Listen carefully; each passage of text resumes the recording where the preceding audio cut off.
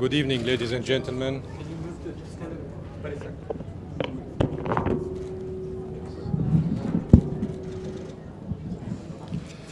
Thank you. Good evening, ladies and gentlemen. As you know, the Security Council has just adopted the Resolution 2118.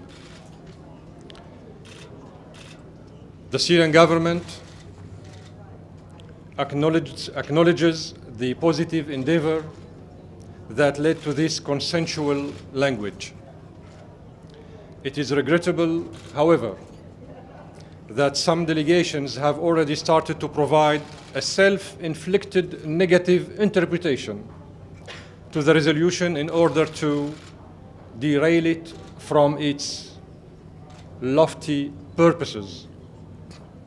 Let me highlight in this regard some points. The resolution reaffirms in its PP2 once again the Security Council commitment to the sovereignty, independence, and territorial integrity of the Syrian Arab Republic in accordance with the UN Charter. It also recalls in PP1 and in OP14 Security Council Resolution 1540, which calls in its OP1 on all states to refrain from providing any form of support to non-state actors that attempt to develop, acquire, manufacture, possess, transport, transfer, or use of nuclear, chemical, or biological weapons and their means of delivery. And it also prohibits in OP2 any non-state actor to manufacture, acquire, possess, develop, transport, transfer, or use of nuclear, chemical, or biological weapons and their means of delivery, in particular for terrorist purposes. The resolution 2118 welcomes the establishment of the United Nations mission to investigate allegations of the use of chemical weapons in the Syrian Arab Republic. Allegations in plural. This mission was formulated initially upon a request of the Syrian government in order to investigate the use of chemical weapon in Khan al-Assal and to identify the perpetrators of this heinous crime. The resolution underscores in its OP5 that no party in Syria should use, develop, produce, acquire, stockpile, retain, or transfer chemical weapons. No party in Syria. It also acknowledges the accession of the Syrian Arab Republic to the Convention on the Prohibition of the Development, Production, Stockpiling, and Use of Chemical Weapons and on their destruction. As you are well aware, the Syrian government not only acceded to the convention, but it also decided to apply the convention provisionally, pending its entry into force for the Syrian Arab Republic. This proves undeniably the willingness of the Syrian government to cooperate sincerely with the OPCW in implementing the convention as soon as possible. The resolution 2118 dealt solely with the political option as the only solution to the crisis in Syria. It recalled in PP1 resolutions 2042, 2043, and it stresses in PP12 that, and I quote, the only solution to the current crisis in the Syrian Arab Republic is through an inclusive and Syrian-led political process based on the Geneva Communique, and it endorsed in its OP16 the Geneva Communique of June 30th, 2012. As you are all aware, the Syrian government has always supported the approach of finding a political solution to what's going on in Syria, and the Syrian government has always supported all the initiatives to this regard, including the Geneva Communique itself. The resolution 2118 calls upon all Syrian parties to engage seriously and constructively at the Geneva Conference on Syria. And this is a demand of the Syrian government. Let me remind everyone here that this resolution referred explicitly to Article 25 of the Charter, which reads as follows, and I quote, "The members of the United Nations agree to accept and carry out the decisions of the Security Council in accordance with the present Charter," end quote. This means that all states, I mean all states, have to abide by this resolution.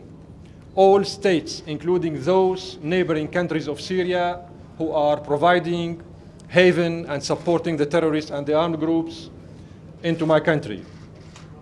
So the Turkish government, the Saudi government, the Qatari government, the French government, the American government, the British government are all held accountable in accordance with this resolution. And they should all abide by this provision. Yesterday, based on what I have just said, I can say that the adoption of this resolution covers most of the Syrian government's concerns. The Syrian government, which has been trying to address the same concerns since the beginning of the crisis. I'm in your hands. سعادة السفير إذا ممكن بالعربي السؤال.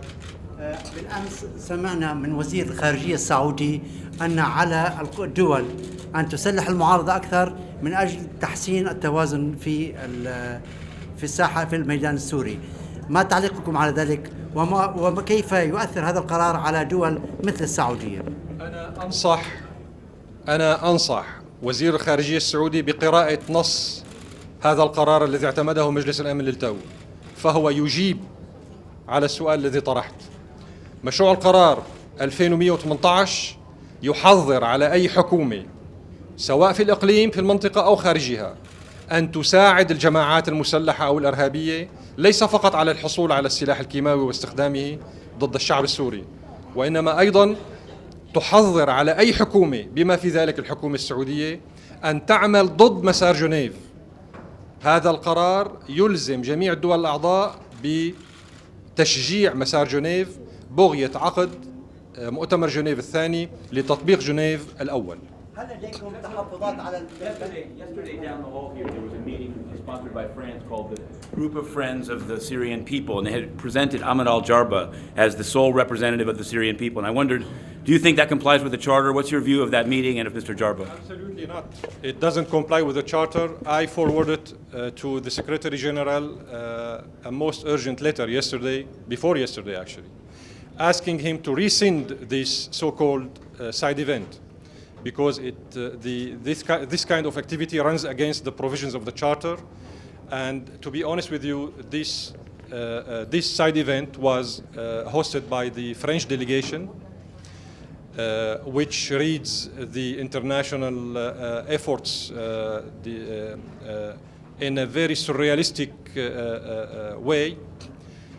The French diplomacy is rather acting as an amateur rather than as a professional. I also advise the French Minister for Foreign Affairs to read this resolution carefully. By reading this resolution, the French minister will jump to the conclusion that from now on, neither himself nor his country in general would be allowed to violate the provision of this resolution. This resolution prohibits the French government from inciting to terrorism, inciting to violence in Syria, and prohibits Paris and the foreign minister of France from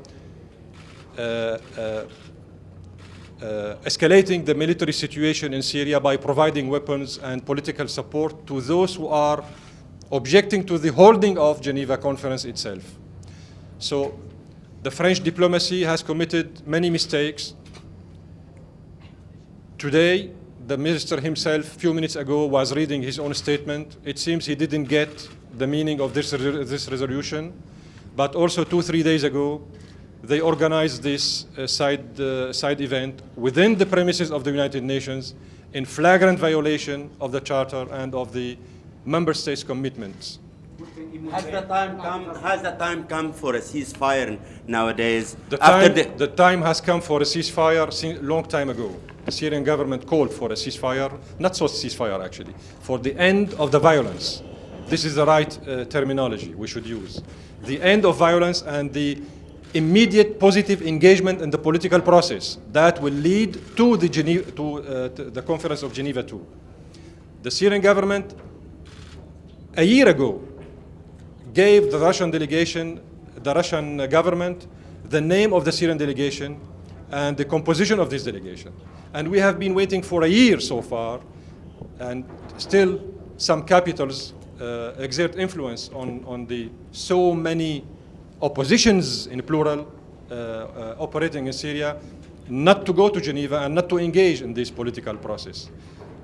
From now on, this resolution will hold everybody accountable to the Security Council in case they run against the provisions of the Charter, of this resolution. Mr. Ambassador, just a few hours ago, President Obama called President of Iran Rouhani.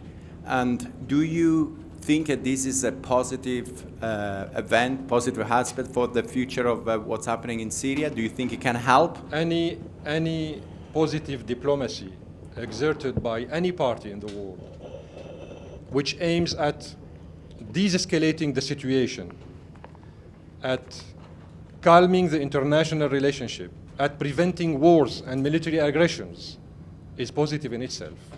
So we welcome any overture by the President Rouhani or by President Obama or by any other leader in the world.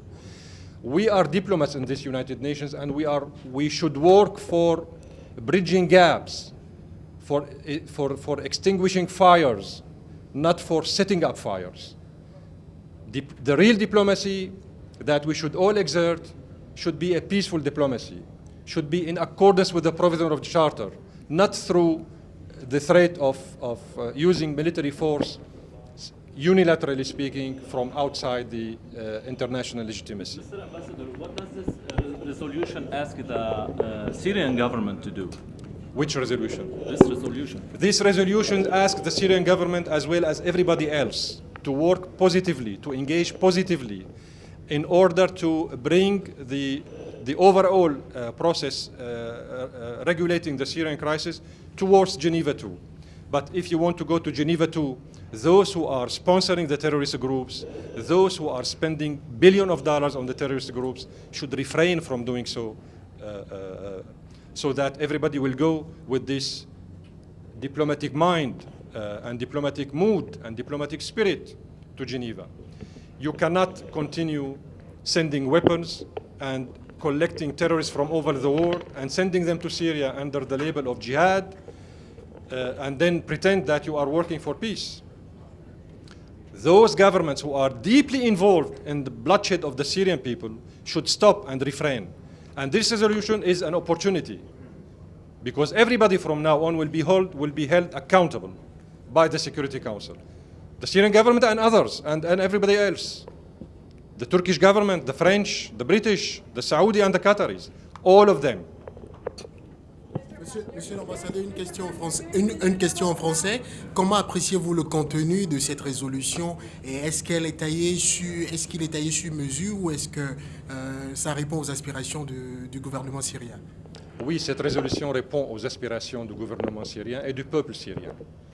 Je viens de le dire en anglais, mais je vais le répéter en français. Le gouvernement syrien avait incessamment insisté sur l'adoption d'une résolution qui concrétise les efforts internationaux basés sur le processus de Genève. Genève 1 et puis Genève 2. Donc cette résolution répond effectivement aux aspirations du gouvernement syrien. C'est pourquoi je viens de dire aussi que pas seulement le gouvernement syrien, mais tous les gouvernements de tous les pays membres aux Nations Unies sont demandés à respecter pleinement les provisions de cette résolution. En respectant les provisions de cette résolution, nous pourrions éventuellement aller tous ensemble vers Genève 2. Mr. Ambassador, there's considerable concern in the international community about how international observers can do their job with regards to chemical weapons in Syria while a civil war is taking place in the country. What guarantees can the Syrian government provide so that the international observers can actually do their jobs? Minister Lavrov answered this question in his statement. The Syrian government is committed to helping and ensuring the safety and security of the international personnel. It's not only verbally speaking. We already struck a deal and we signed a memorandum of understanding with the OPCW, and the P5 are aware of these positive developments by the Syrian government. So as far as the Syrian government is concerned, we are on board. The main burden remains on the other side. Those who have influence to exert on the armed groups and the terrorist groups should make their best, should do their best in order to make these terrorist groups and armed groups comply with the provisions of this resolution. The Syrian government was the one which asked to join the CWC. We took freely the decision of joining the CWC, and we decided, voluntarily speaking, to put our own stockpiles, chemical stockpiles, at the disposal of the OPCW, so that the international staffers, the international specialized experts would come to Syria to so-called destroy these materials. We did it voluntarily speaking, fully aware of our own commitment. By the way, this is not something surprising, because it's an integral part of our obligations once we join the OPCW. Like any other member states, once you join the OPCW, you have to dispose and get rid of your chemical stockpiles in accordance with the rules and provisions regulating this kind of process within the OPCW. Mr. Ambassador, the Geneva communique of June last year calls for a political transition within Syria, mutually agreed by both parties. Is your government ready for a political transition in Syria? And could you tell us who might head your delegation to Geneva